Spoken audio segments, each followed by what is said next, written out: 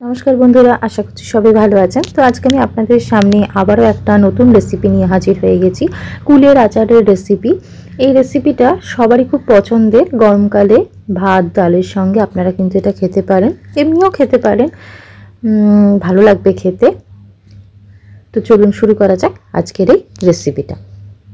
দেখতেই পাচ্ছেন কড়াই গরম হয়ে গেছে, দিয়ে দিলাম এর মধ্যে সরষের তেল, পরিমাণ মতো সরষের তেল দিয়ে দিলাম। এবার আমি দিয়ে দিচ্ছি এর মধ্যে 5 ফোড়ন, 1 টিস্পুন মতন 5 ফোড়ন দিলাম। গ্যাসের ফ্লেমটা লো রেখেছি কারণ ফোড়নটা ফাটতে পারে।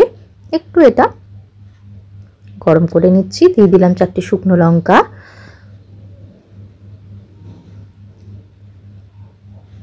খুব ভালো করে কিন্তু এটা একটু ভেজে নিচ্ছি। তো এবার আমি এর মধ্যে দিয়ে দিচ্ছি কুল। এখানে ভালো করে পরিষ্কার করে ধুয়ে আমি এটা ফাটিয়ে রেখেছি। তো কুলগুলো এর মধ্যে দিয়ে দিলাম। মিনিট সাথে এটাকে একটু ভেজে নিচ্ছি, দেখতেই পাচ্ছেন। এবার আমি এর মধ্যে দিয়ে দিচ্ছি বিট নুন আর সাদা নুন মিশিয়ে দিচ্ছি। যদি আমার চ্যানেলের রেসিপিগুলো আপনাদের ভালো লেগে থাকে তাহলে লাইক শেয়ার সাবস্ক্রাইব করতে ভুলবেন না।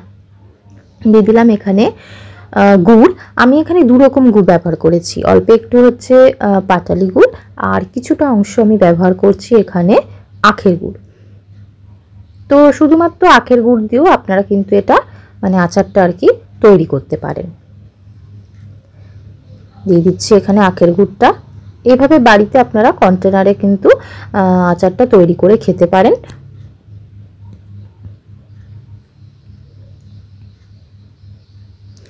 ভালো করে কিন্তু মিশিয়ে দিয়েছি, দেখতেই পাচ্ছেন।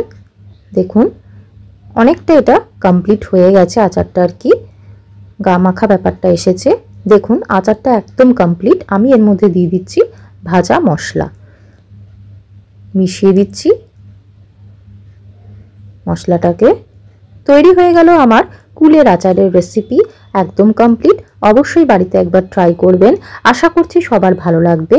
তো ভালো লেগে থাকলে লাইক শেয়ার সাবস্ক্রাইব করতে কিন্তু ভুলবেন না। আজকের মতো এই পর্যন্তই, ভালো থাকবেন, ধন্যবাদ।